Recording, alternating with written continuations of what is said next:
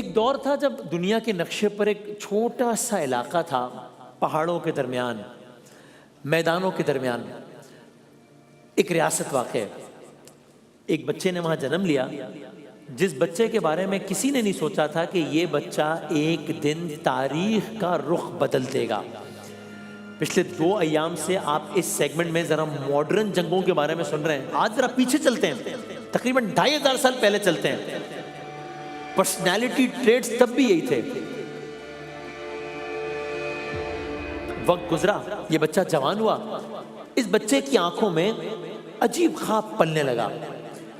ये ख्वाब सिर्फ एक सल्तनत का नहीं था कि एक सल्तनत फतह करनी है, एक शहर का नहीं था कि शहर फतह करना है, एक इलाके का नहीं था कि एक इलाका फतह करना है, एक मुल्क का भी नहीं था कि एक मुल्क फतह करना है। इसको पूरी दुनिया फतह करनी थी, पूरी दुनिया फतह करने का ख्वाब था। लोग कहते थे नामुमकिन है, लेकिन ये नौजवान अपने तौर पर इस नामुमकिन को मुमकिन बनाना चाहता था। इसका बाप बादशाह था। ये बच्चा भी 20 साल का है, सिर्फ ओनली 20 years old। इसकी उम्र ज्यादा नहीं है, लेकिन इसके दिल में आग है, इसका इरादा है, इसका इरादा फौलाद का है। ये बच्चा तख्त नशीन हो गया है। इख्तिदार में आते ही इसने जितनी भी पोटेंशियल थ्रेट्स थी कि ये मेरे इख्तिदार को थ्रेट हो सकता है, ये मेरे इख्तिदार को थ्रेट हो सकता है, एक एक करके सबको मार दिया है 20 साल के बच्चे ने। अब इसने अपनी फौज जमा की है। अब इसने इतनी फौज जमा की है कि इसकी फौज की घोड़ों की टापों से जमीन गूंजने लगी है।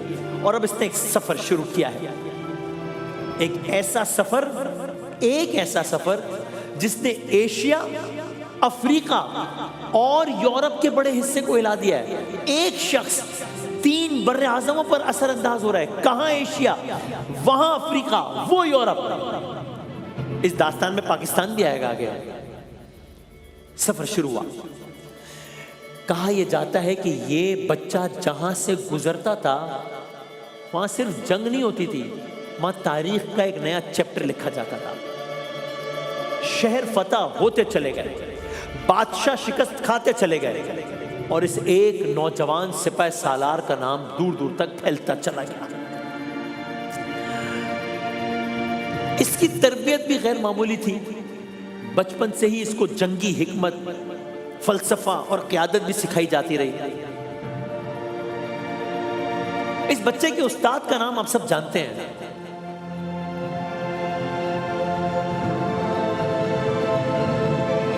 अरस्तु। अरस्तु इसका उस्ताद था। हम बात कर रहे हैं सिकंदर आजम की, अलेक्जेंडर द ग्रेट। कितने ही मुहावरे हैं जो कि इस एक शख्स की वजह से। मुकद्दर का सिकंदर, सिकंदर आजम, पोरस के हाथी, ये सब मुहावरे इस एक शख्स की वजह। और कितनी ही दास्तानें हैं जो कि इस एक शख्स पे रकम है। उम्र इसकी 20 साल है। चलता चला गया, फुतूहात करता चला गया। हम एक दास्तान की बात करते हैं जो कि हमारे आपके आसपास पेश आई है, जो कि हमारे मुल्क में पेश आई है। एक बादशाह है, इसका नाम है पोरस, राजा पोरस। सिकंदर को यह बताया गया है कि पोरस एक बड़ा दिलेर बादशाह है और यह बादशाह बगैर लड़े तो सर नहीं झुकाता। टू कट इट शॉर्ट, आ जाइए पाकिस्तान। कहां से चले थे? पाकिस्तान आ जाइए। दोनों अफवाज हैं, दरिया है। दरिया कौन सा है? दरिया जेहलम है। सो एक मंजर कुछ इस तरह का बना है कि दरियाए जेहलम के किनारे अब दोनों अफवाज आमने सामने आ गए हैं। और दरिया उस वक्त बारिशों की वजह से तुगयानी में है। सो बारिश है, दरिया है, और पोरस ने एक स्ट्रैटेजी अपनाई है। पोरस ने अपने लश्कर को दरिया के उस पार खड़ा रखा ताकि सिकंदर की फौज आराम से दरिया उबूर ना कर सके। बहुत वक्त गुजर गया, कई दिन गुजर गए कि दरमियान में दरिया है और दोनों लश्कर एक दूसरे को देख रहे हैं। सिकंदर बार बार दरिया के किनारे आकर शोर मचाता है, घोड़े दौड़ाता है, फौज को हरकत देता है कि पोरस समझे कि शायद वो अभी दरिया पार करके आ जाएगा।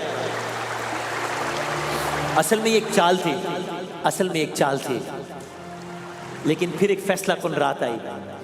उस रात तेज बारिश उस रात तेज आंधी के दौरान सिकंदर ने एक काम किया। सिकंदर अपनी मुंतखब फौज के साथ खुफिया तौर पर दरिया के एक दूसरे मकाम पर पहुंचा।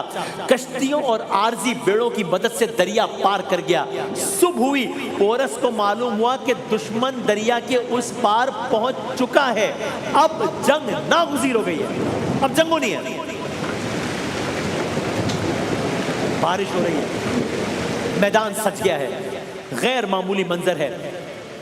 पोरस की फौज का एक खासा है, इसके पास जंगी हाथी हैं जो कि सिकंदर की फौज देखने की या लड़ने की इससे आदी है नहीं। तो अब होगा क्या?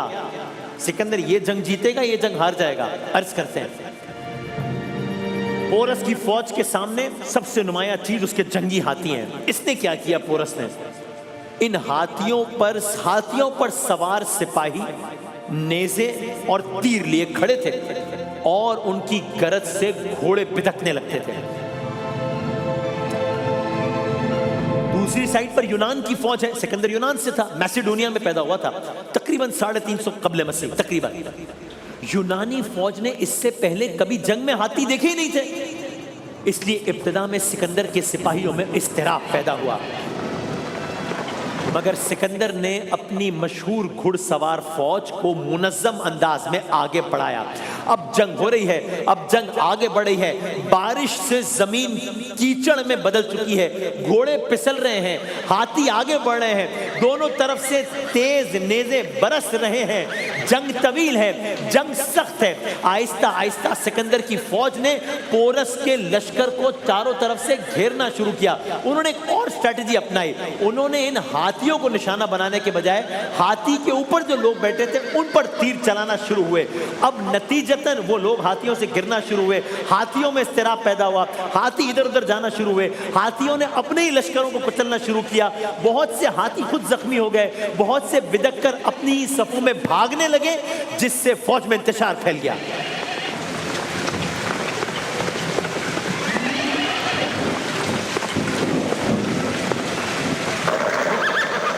फिलआखिर क्या हुआ?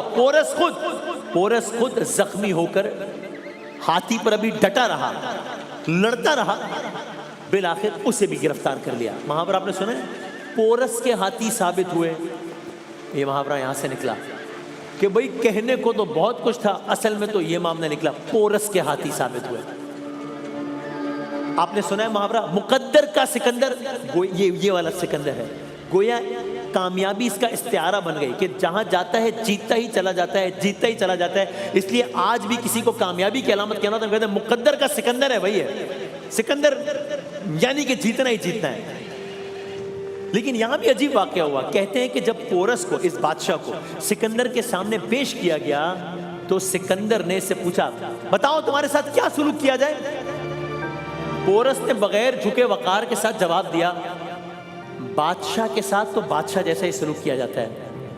इस जवाब ने सिकंदर को इतना इंप्रेस किया कि रिवायत है कि उसने ना सिर्फ पोरस को माफ कर दिया बल्कि उसको दोबारा उसी इलाके का हुक्मरान मुकर्रर कर दिया।